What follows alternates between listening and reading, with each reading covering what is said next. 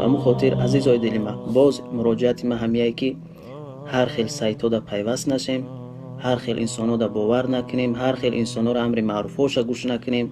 ما دا بسای حاجی میرزا داریم، ایشون نوردین داریم، داملا عبدالرحیم داریم، اینقدر واعظای حق رسان داریم، برای ما همیا کفایت کننده هستن.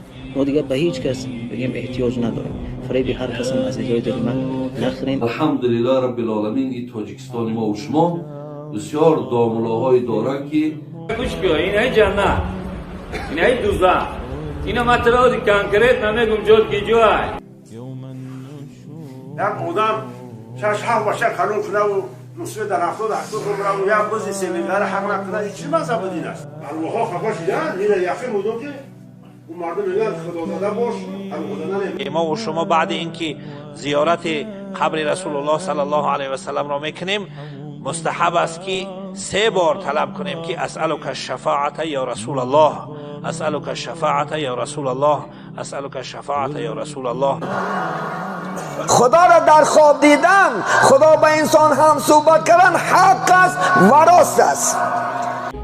بعد الله گفت که بعد ای بزرگی خودش نامی پدر و مادر گفت. گفت ای مردم، من در بالا خدایم، در خانه‌تون پدر و مادر ای خدا.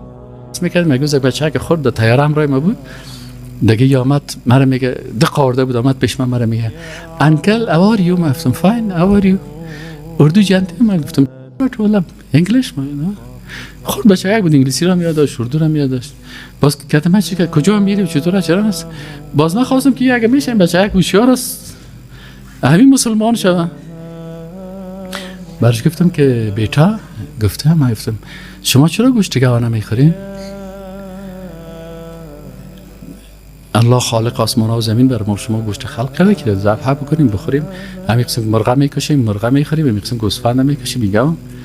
این بچه یک به تشویش افتاد بعد گفت راستی گفت چرا نمیخوریم؟ رفت پیش پدرش مادرش پشت سر بود برازا گفت که چرا ما گاو نمیخوریم؟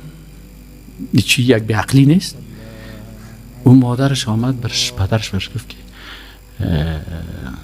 گاو که از مادر از شیر میده، مادرم که از کشته گوشت خورده بخو مادر ماست.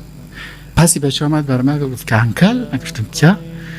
گفت که بابوجی نه که ها که یه تو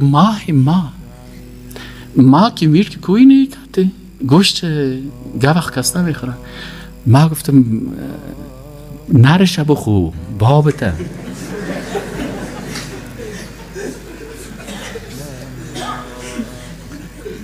گوای چوچه داره گفتم ما نمیکشیم نگاه میکنیم که چوچه بتا شیر بده. پدرش گفتم برو از پدرت پرسان که بگال اوخ مادرم است ولی دیگهش پدرم است که نخورمش یا ایده بخوری. ای که رفت اونجا بردکم از گفت که پیٹو من دیگه نر پیشه که عقیدیت خراب میکنن. چطور میکنن چه هم میکنن این الله متعال چی میگه؟ میگه اتخذوا گرفتنی مردم کی را؟ احبار خدا و رهبان خدا و راهبای خدا ارباب من دون الله و المسیح ابن مریم و ما امروا الا لیعبدوا الها واحدا لا اله الا هو سبحانه عما یشرکون. چرا اینایی کار کردن یا الله؟ میگه یریدون ان یطفئوا نور الله بافواههم. یا از این ملای درباری دلار پرست پیسه پرست از این پیروی میکنن، از این پیرای شکم پرست پیروی میکنن. به خاطر چی؟ به خاطر که احبار و رهبان و پیروایشان میخواین که نور الله را با زبانهای خود بند بکنن. یریدون ان یطفئوا نور الله بافواههم و یأبی الله الا ان یتم نوره. لکن الله ابا میورزه مگر این که نور خدا چی کنه؟ تکمیل بکنه. در هر عصر برای هر فرعون یک موسی هست، برای هر باطل پرست یک حق پرست هست،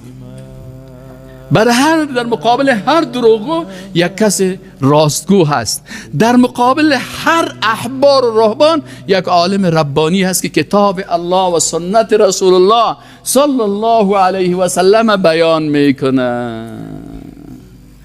و در قصه مرگ هم نمی باشه، به خاطر ازی که مرگ چی هست؟ الموت یأتی بغتتا، مرگ ناگهان میه. از این که بعد از مرگ رسوا باشی، شرمنده باشی، اول ملائکه بیای زنجیرها رو در گردنت پرته که ای عالم خبیثه که تو به نام عالم دین مردم عقیده غلط دادی، ای پیر خبیثه که به خاطر نفس خود جوانا را منحرف ساختی، به این خاطر آل دیگه خذوه فغلوه ثم الجحیم صلوه ثم في سلسله ذرعها 70 ذراعا فاسلكوه انه كان لا يؤمن بالله العظیم. زنجیر بسته میشه، زنجیرهای آتشی در دان از این عالم انداخته میشه و الله متعال برش میگه خذوه، بگیرین اینا را، فغلوه، خوب اینا رو در زنجیرها در دست و کمر و پای و گردنش بردین، ثم الجحیم صلوه، بازی رو ببرین در آتش دوزخ پرتین. چرا؟ ای به خاطر با این نام و لقبی که داشت جوانا را بازی میداد. انه کان لا یؤمن بالله العظیم. الله متعال از حالت انسان حفظ بکنه که الله متعال به انه کان لا یؤمن بالله العظیم. يا كريم الوالدين حوضك الصافي مبرد وردنا